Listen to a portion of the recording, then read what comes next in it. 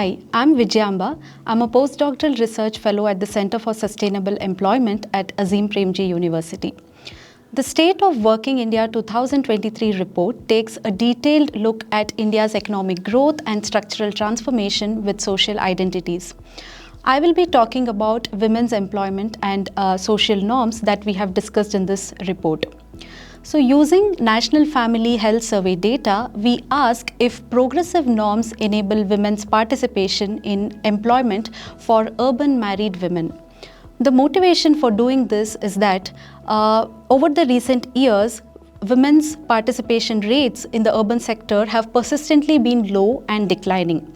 And gender norms are more binding for urban women than rural women because they require more freedoms to stay out of homes for extended periods of time, along with concerns of safety, adequate public transportation, and childcare facilities. So using this data, we have constructed different social norms indices along various dimensions. They are mobility, ownership of assets, decision making, justification of violence, experience of violence, and husband's control over wives. And we have calculated the averages at the district level for different questions. This is because we have understood that for women in households with progressive norms, they have more chances of being employed, and this creates reverse causality. So we estimate the relationship between a woman's employment status and the average norm for the district that she resides in. In our model, the dependent variable is the woman's employment status that takes the value 1 if she does any other work apart from household work for the last 7 days, be it self-employment or wage employment. And the explanatory variables are labor demand, because a woman's employment depends not only on the supply side factors but also the demand side. And in the NFHS data, the variable that talks about husband's occupation forms the proxy labor demand variable for us.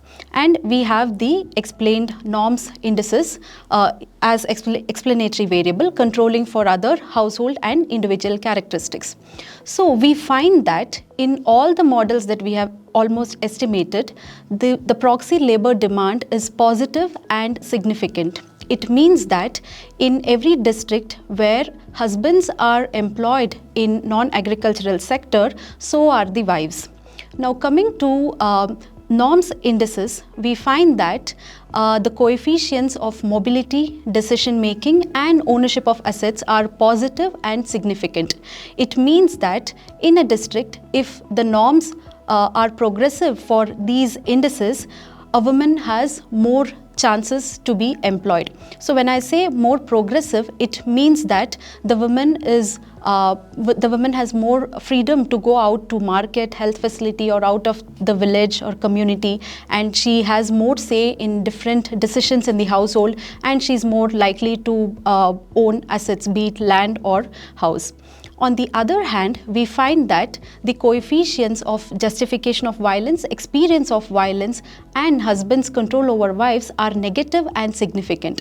It means that in a district where the norms are less progressive or they are regressive, a woman is more likely to be employed. So this was a bit puzzling, and when we went back to the literature, we saw that this is the male backlash effect. So it means that in a district, if women experience more violence, or if they tended to justify violence, then they are more likely to be employed.